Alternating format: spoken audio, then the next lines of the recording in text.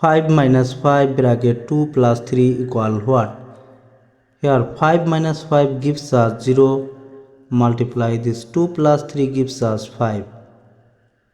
0 times 5 gives us 0. But this answer is not correct.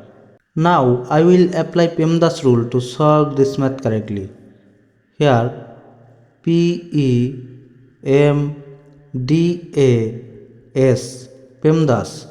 According to PEMDAS rule, at first we have to work with parentheses, then exponent, then multiplication or division, then addition or subtraction. Remember, multiplication and division have same priority. For this we have to work left to right, and addition and subtraction have same priority. For this we have to work left to right also. Therefore, at first we have to work with this parenthesis. Please hit the like button to support this channel. Here this 5 minus 5 multiply this 2 plus 3 gives us 5.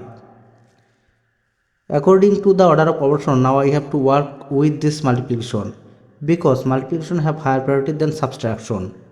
Therefore, this 5 minus this 5 times 5 gives us 25.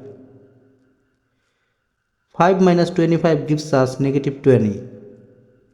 And this is correct answer. Thanks for watching the video. Please like, comment, share and subscribe.